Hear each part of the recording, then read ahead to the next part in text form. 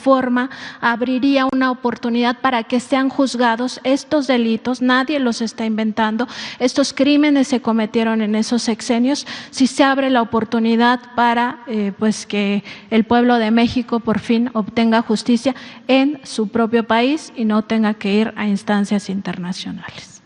Bueno, Nancy, yo fui muy claro desde que tomé posición. En el discurso de toma de posición hablé de que teníamos que optar entre meter a la cárcel a muchos que habían cometido actos de corrupción, empezando por expresidentes, o pensar en el futuro, darle vuelta a la página y demostrar que era posible acabar con la corrupción, que si optábamos, y esa es mi opinión, por la persecución, por los actos espectaculares, como lo hizo Salinas, que llega y mete a la cárcel a un líder petrolero y a un empresario y todo el mundo aplaudirle, ¿no? Y luego él termina entregando a amigos cercanos bienes del pueblo, de la nación. Es sin duda el presidente que más promueve la desigualdad social en el país. Es el padre moderno de la desigualdad, porque unos cuantos se hacen inmensamente ricos con bienes del pueblo y de la nación. Pero con estas medidas espectaculares, al año de haber llegado, ya se les había olvidado a la mayoría, también por el control casi absoluto de los medios de comunicación, por la propaganda política, ya se les había olvidado de que se había cometido un fraude electoral y que lo habían impuesto en la presidencia. Y le aplaudían en todos lados. Entonces, dijimos, eso no. Vamos a que se lleve a cabo una verdadera transformación y vamos a hacer que se ponga en la agenda, en los primeros lugares, el problema de la corrupción. Y vamos a hacer conciencia en eso y vamos a estigmatizar la corrupción. Vamos a demostrar que la corrupción política es la causa de la desigualdad económica, la causa de la pobreza.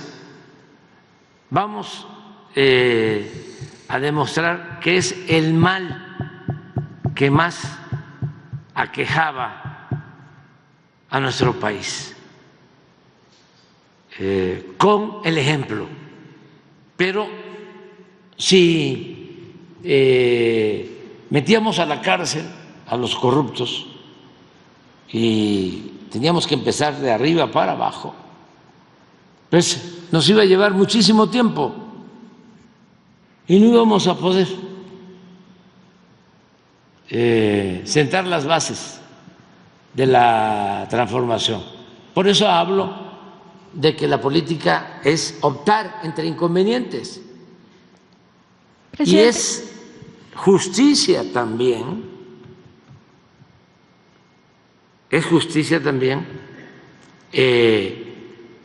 la no repetición.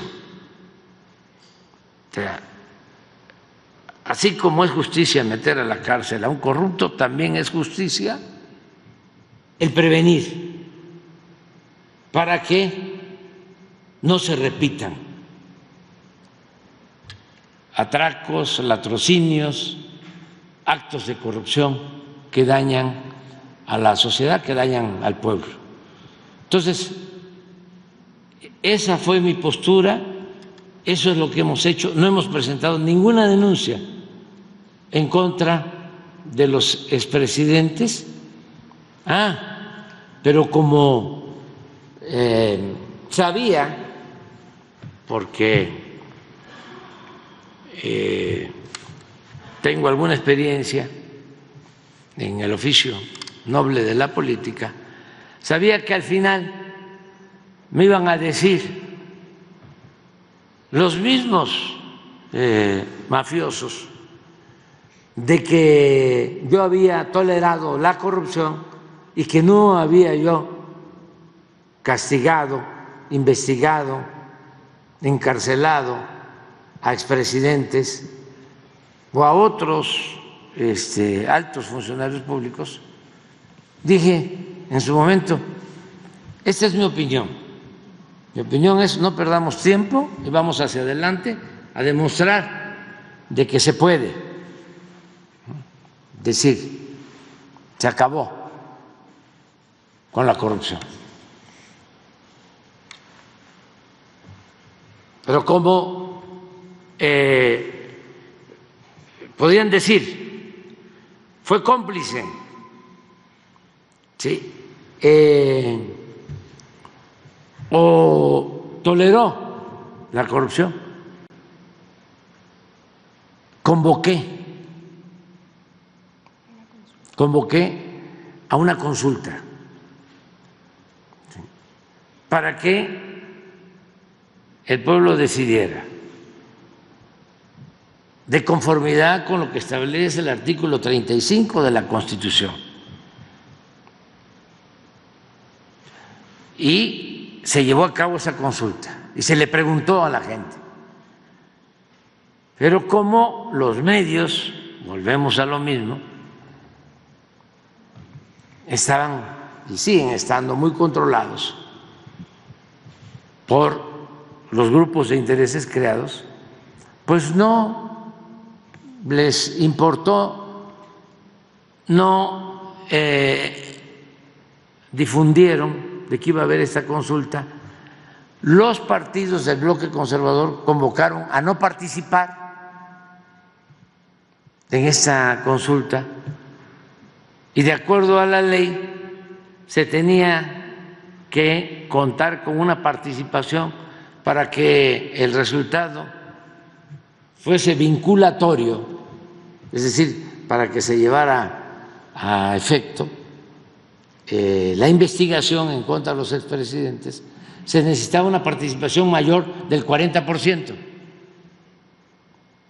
¿Y qué sucedió? Se llevó a cabo la consulta, pero no se alcanzó la participación del 40%. Sí es importante decir que la mayoría de los que participaron pidió que se iniciaran procesos en contra de los expresidentes. Entonces, ¿qué pienso? Que lo que hemos hecho entre todos, de no tolerar la corrupción, de denunciarla, porque antes, y eso es muy importante, antes no solo se fomentaba, sino se toleraba y se veía como una cuestión normal. Un expresidente llegó a decir que la corrupción era parte de la cultura del pueblo de México. Y nadie, ninguno de estos periodistas famosos, conductores de radio, de televisión, ninguno hizo una mención a ese absurdo. ofensivo para el pueblo de México. Y lo mismo, no existía la palabra corrupción en el discurso político.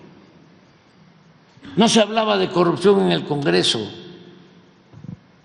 mucho menos en el Poder Judicial, ni en el Ejecutivo, bueno, ni en la academia, ni en las universidades. Lo he dicho varias veces durante todo el periodo neoliberal. No se elaboraron tesis de licenciatura, de maestría, de doctorado sobre el principal problema de México, que era la corrupción. Entonces, hemos avanzado mucho porque eso ya no es como antes. Ya esa tolerancia a la corrupción, el aplaudir a los corruptos, el que se dedicaran a robar y no perdieran ni siquiera su respetabilidad, ya eso ya no existe. Ahora la gente denuncia y ahí están los resultados electorales. ¿Por qué no ganan los conservadores? Porque son muy corruptos y la gente lo sabe.